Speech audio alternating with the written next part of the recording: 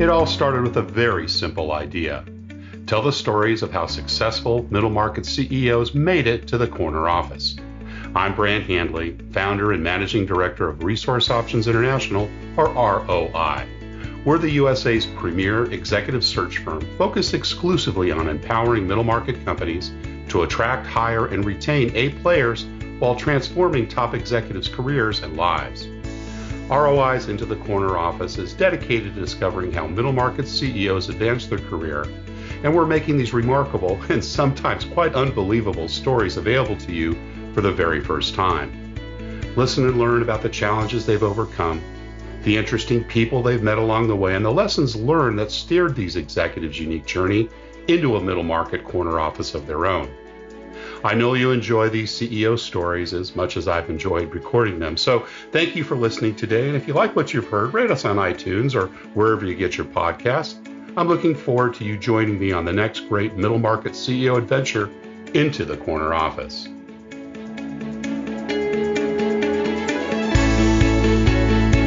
Today, my guest is Joe Siech.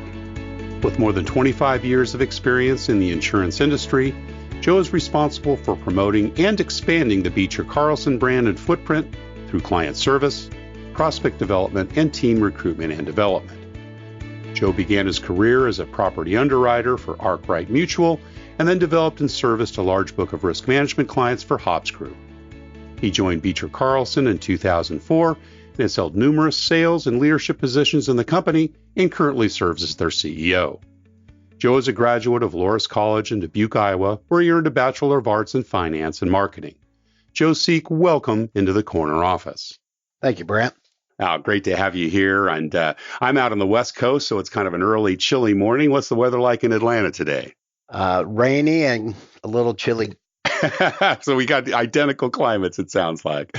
Well, we like to start kind of a little bit with the early years. Tell us, where you grew up and what your early family life was like, Joe. Yeah, so grew up in a small town called Denver, Iowa. Most people will have a hard time figuring out where Iowa is, much less Denver, Iowa.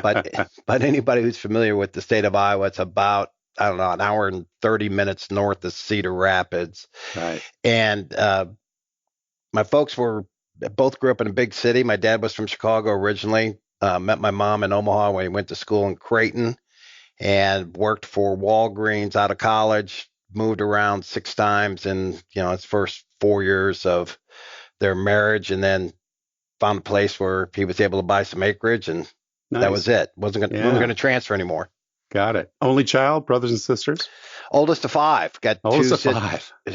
Have 2 sisters, have 2 brothers, and in fact have an Irish twin. My sister's 11 months younger than I am. Nice.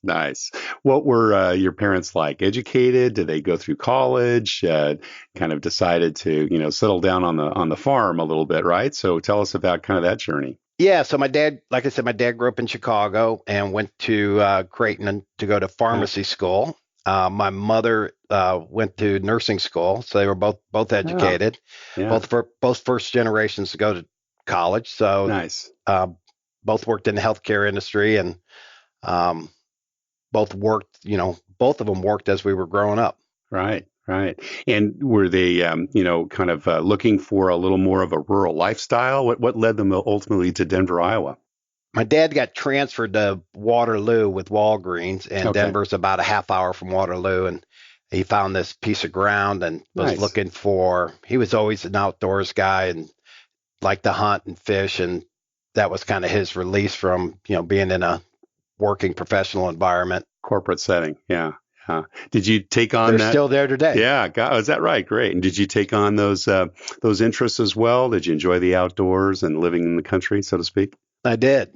Yeah. I did. In fact, if you saw where I lived in Atlanta, even though I've lived in a big city my entire professional career, I live on the Chattahoochee River with a 800-acre nature preserve behind it. So there's there's nobody behind me. It feels like I'm in the country in some respects. And then I've got a place up on Lake Lanier that we spend a bunch of time at. Excellent. Cool. I don't do well with crowds. Nice to have that country release. What were some of the early, kind of inspirations that you got from mom and dad? Anything, memories that you have from growing up? Yeah, I mean, both of them were really self-made people, and my dad was a big believer in, you know, effort more times than not would, Hmm. trump talent. Right. And Right. as the oldest of five, we were a really active family. I mean, we rode horses and we're part of a saddle club. And then as we got older and into school, we played sports year round. And one of my earliest inspirations was Walter Payton. Oh, My yeah. being from Chicago, even though my dad's a Packer fan, my ties were to the Chicago Bears, and Walter Payton just exhibited, that extra effort. He wasn't the biggest guy in the field, but Right. he just every play gave it, everything he had, and became one of the greatest running backs, if not the greatest of all time. So that was one of the early inspirations. Was always just, you know, work harder and Yep. good things are going to happen. Yeah. I love that. Did you play football in school? I did. I played football through college. Actually, I played at Really? a Awesome. small Division III school called Did you? Loras College in Dubuque, Iowa. Uh-huh. Great. What position? I started off as a quarterback, but ended Yeah. up playing safety for 3 years. Yeah. Awesome. Were you a good student in school back to the, junior high, high school years? I was a good student Hmm. all the way through. Graduated with honors from college, uh, Congratulations. and I joked that I only had 46 kids in my graduating class. I was the salutatorian, but the valedictorian, he only got one B, and that was in driver's ed. Hard to knock him for that. What about outside of sports? Anything else that you enjoyed? Music, theater? Yeah, so going to a small school, everybody in the fifth grade or fourth grade had to take an instrument. I actually played in the high school band up through my junior year. Played trumpet. Hmm. In addition, we had a pretty active music program, so participated in every high school play, musical that they put on, and Nice. had the lead role in Guys and Dolls as Guy Masterson. That was my claim to fame. Fantastic. Oh, that's good fun.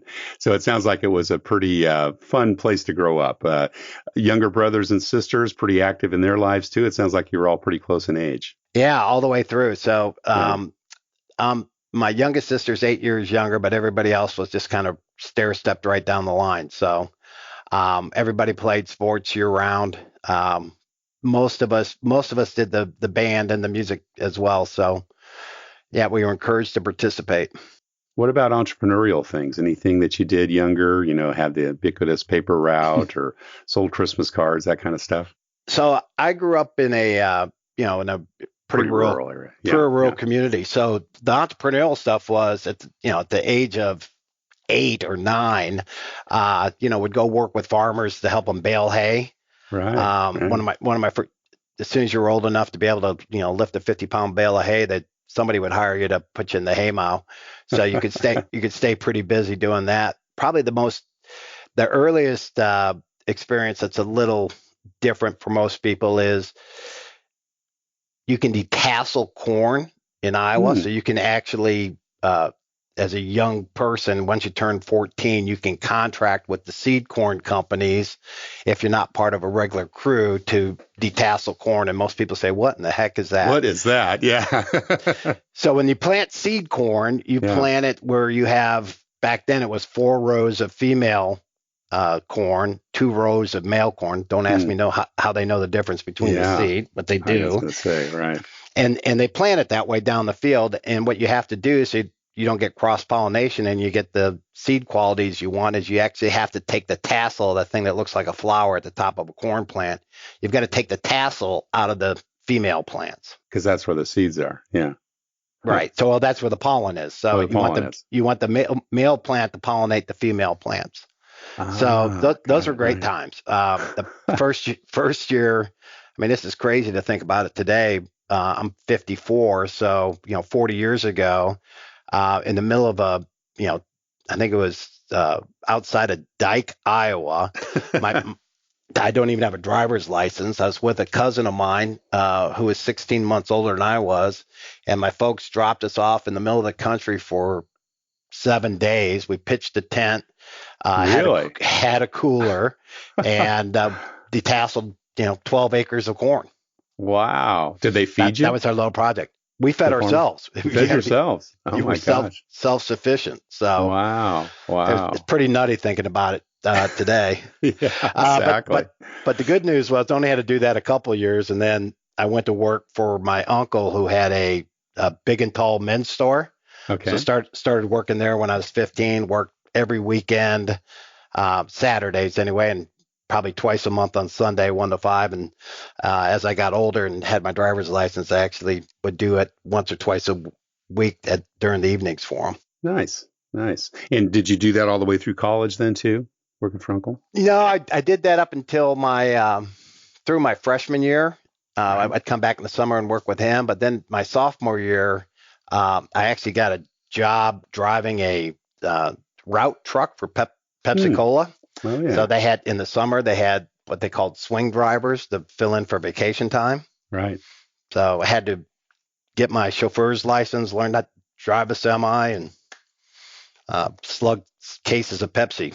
Yeah. Yeah. Just going and then you go and you restock them in the store as well. Did the whole bit, Yep, right? did the whole Yeah. bit. Fantastic. And what'd you do with all that pocket money from tasseling corn and working in big and tall? Was this going towards college, or did you have some things that you enjoyed when you were a kid growing up, like a muscle car or something like that? Yeah, did not have a muscle car, unless you call a 1978 Cordoba a muscle car. Hardly. But no, most of the money. I mean, in high school, most of the money went to funding. We were certainly not poor by any stretch, but we were right down the middle. Middle class. My Yeah. dad had his own business, and he was in the early stages of building that. He ended up owning 4 pharmacies up there in Waterloo and Yeah. Denver, Iowa, and Parkersburg, Iowa, and Hudson, Iowa. And so all the money, I joke with people, it was a little bit like farming in that most farmers, they work their whole life, and when they finish up, they go, "Man, if I'd known I had this much money, I wouldn't work this hard." Right. And Right. if you own your own business, and especially small business, it's a lot Yeah. like that, right? That's So true. Yeah. Yeah. yeah, most of the money went to funding my activities, and then you know once I got into college, I being the oldest of 5, I paid my way. I was going to say, with all those brothers and sisters behind you, if everyone's going to go to college, did they all go in the end? Everybody went to college. Yep. That's fantastic. That's terrific. Well, that's quite an accomplishment. Mom and Dad have got to be very proud about that. So, were you recruited to Loras? How did you decide to go there? Being recruited to Loras is kind of an oxymoron. The Division III schools in total have athletic programs to try to keep enrollment up because there's so much competition for getting students. And even back then, it's highly competitive to get students on campus, and that's really the lifeblood for these small schools. And Iowa's got a bunch of them. And so if you were, if you participated in athletics and were any good at all, you had the smaller colleges coming through. So yes, I was recruited there. Really didn't know where I was going to go up until about a month before school started. I was torn between going to a larger university, but I still had that itch to play football. And I was pretty good, but I was awfully slow. So the only way I was going to be able to play was to play at a Division III level, and ended up being a great experience. That's great. What did you end up studying there? I ended up studying finance and marketing. Okay. I went in as an engineering major. It's one of those things I didn't know what I wanted to do coming out of school and out of high school. Both my parents were in the healthcare profession, and both encouraged us not to get into it. Is that right? Well, just because you're tied up on weekends, right? You've got to be there. My dad was in a retail setting, and my mom being a nurse, it's not like a typical. That's right. Yeah. 9 to 5, Monday to Friday type of job. Yeah, with 13 holidays off, right? So, right. They encouraged us to look outside. I actually had an uncle who was in the insurance business. He had his own insurance agency. Yeah. And so kind of picked my head up and spent some time with him. Actually, there were 2 individuals. One of my dad's closest friends was a agent for Northwestern Mutual Life, and then my uncle who had his own insurance agency. And so when I went to college, the academic advisor at my high school said, "You're really good at math and science. You ought to you had to pursue an engineering degree. Right. And so the first year I was at school, they had a engineering program, and after spending a full year studying chemistry and taking Fortran and punching cards, which made That no brings sense. back some memories, Joe. Yeah, it made no sense even back then. I mean, I'm No, old. it doesn't.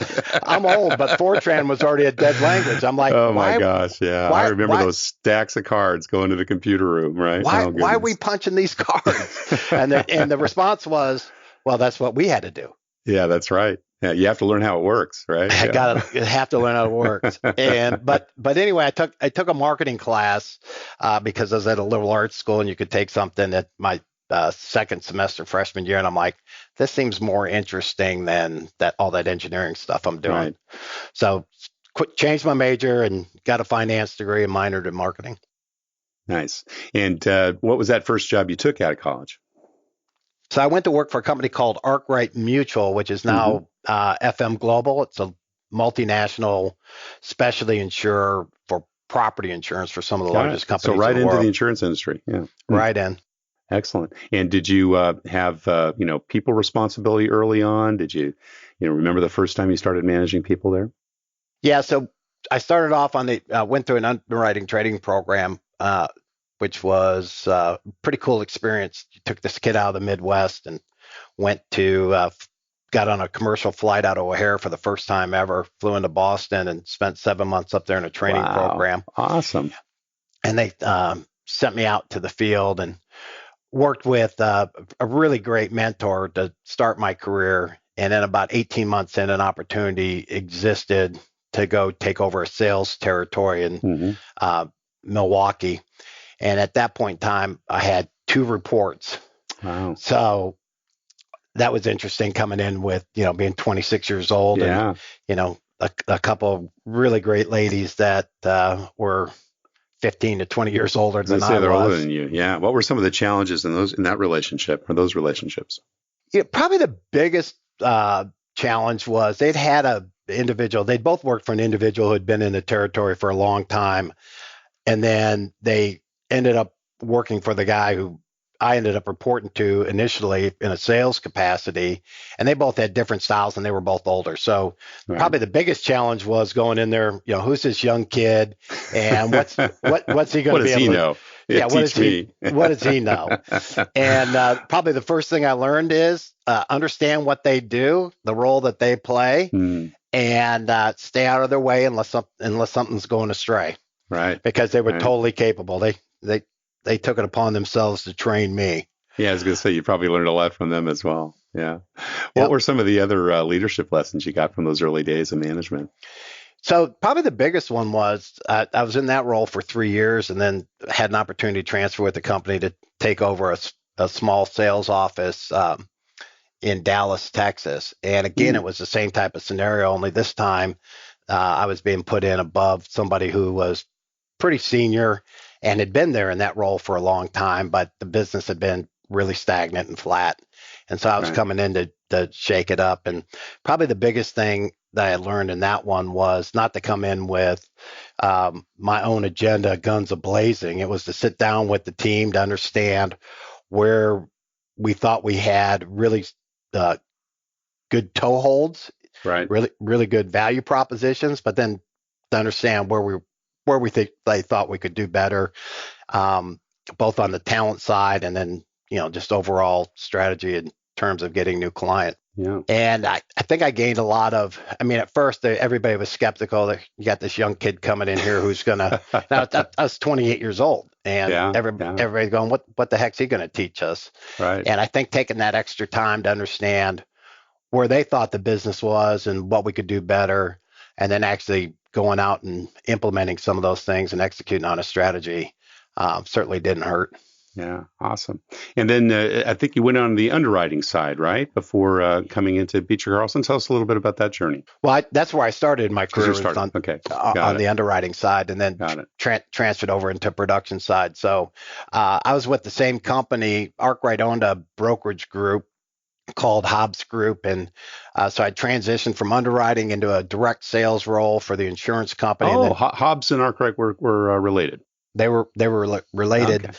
Got it. until 1997, and I'd already moved over to Hobbs Group and had already migrated here to Atlanta. I've been in Atlanta for 25 years now, Right. and in 1997, we had an opportunity to buy Hobbs Group from Arkwright.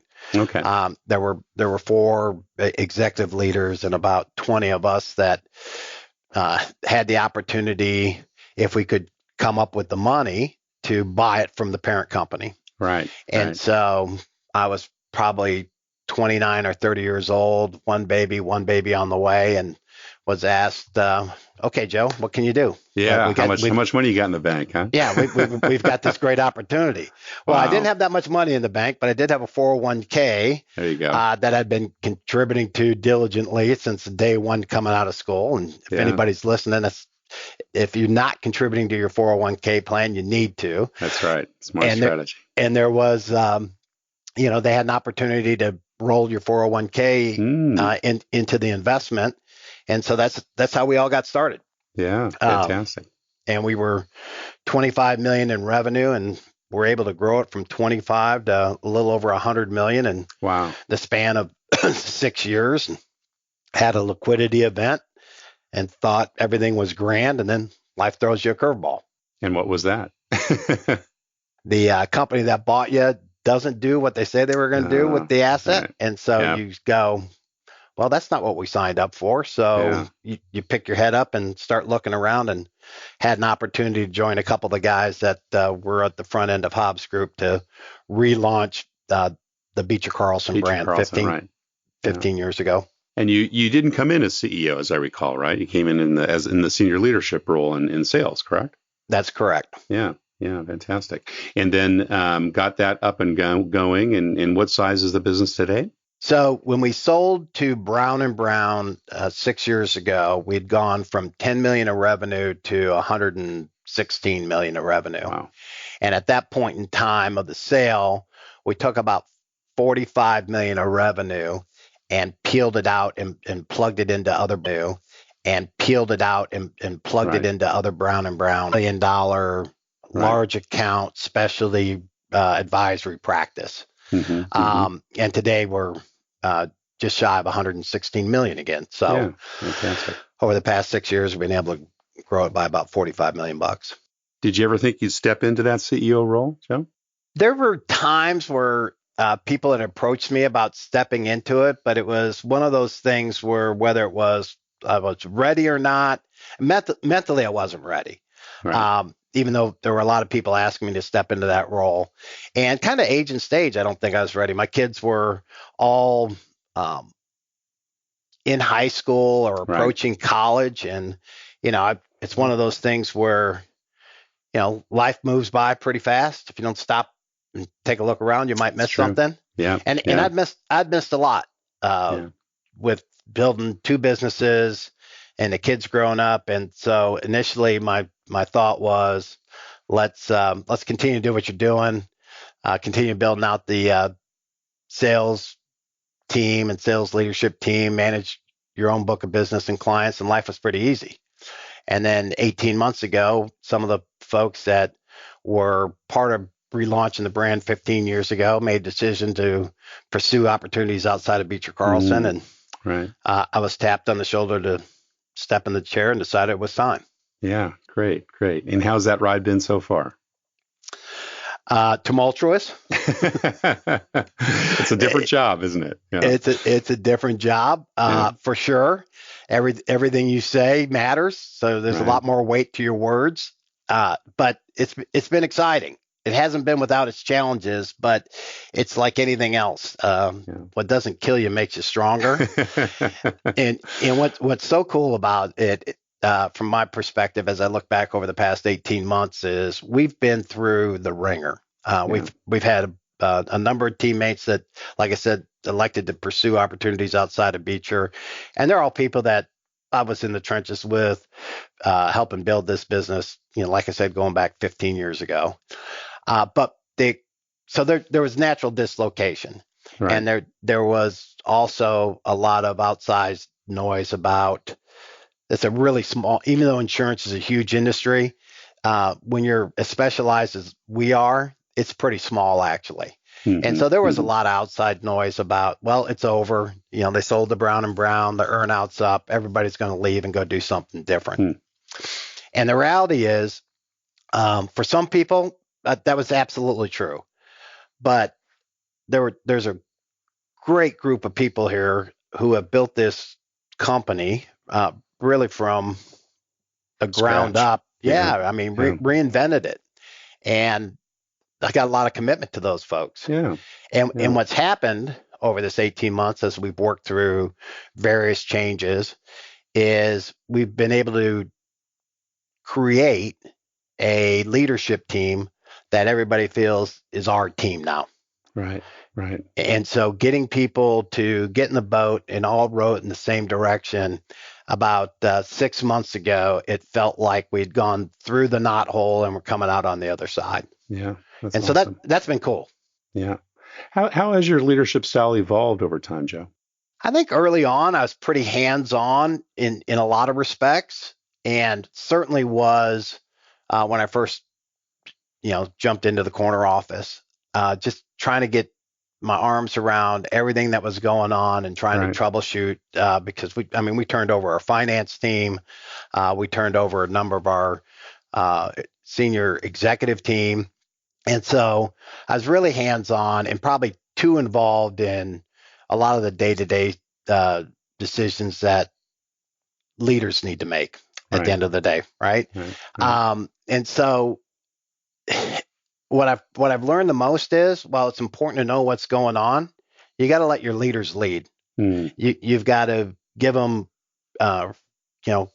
be really clear on objectives, communicate what we want to get done, have regular touch bases to make sure that everybody's on track, but let them lead.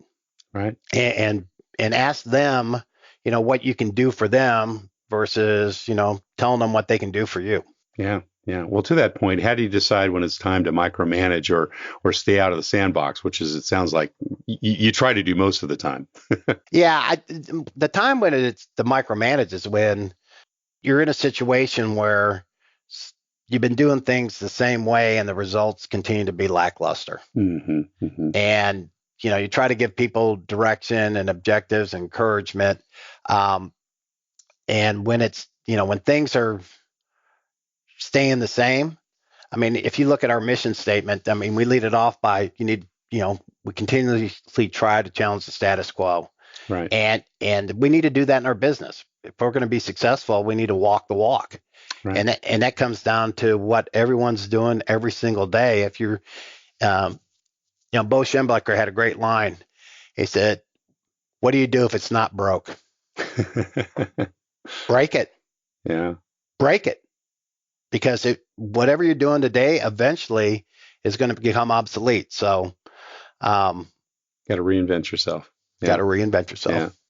What about building a company culture? It sounds like you went through such a transformation there, Beecher Carlson, really from, the early days. How do you go about doing that? And what kind of a role, have you played really in building out the company culture? So culture is a huge thing, right? And it's one thing to say what you want to be. It's another thing to actually go out and become that. And I think probably the greatest thing any leader can do is to over communicate. Full transparency, communicate. And if you're off base, reinforce where we want to go. Right. And the other thing about culture is you got to have the right players on the team. Yep. You really people do. In the right seats. Yeah. People in the right seats. And if you've got somebody who's a curmudgeon, who doesn't, isn't all in, then you need to part company with them. Even if they're a top performer. Even if they're a top performer. Yeah, those are the tough ones. And we did that at the end of last year, and it was painful when we did it. Yeah. And I told everybody on the front end when we made that decision that, we're going to take some lumps, and the noise from the outside is going to get louder. Right. But trust me when I tell you that, 6, 9, 12 months from now, we're going to be better off. And that's exactly what's happened. Yeah. Yeah. And most likely the individuals will be too. What would you say is kind of unusual or perhaps unique about Beecher Carlson, Joe? in the culture. What's unique about Beecher Carlson is if you asked any of our competitors out there, is they would tell you we punch above our weight. Mm.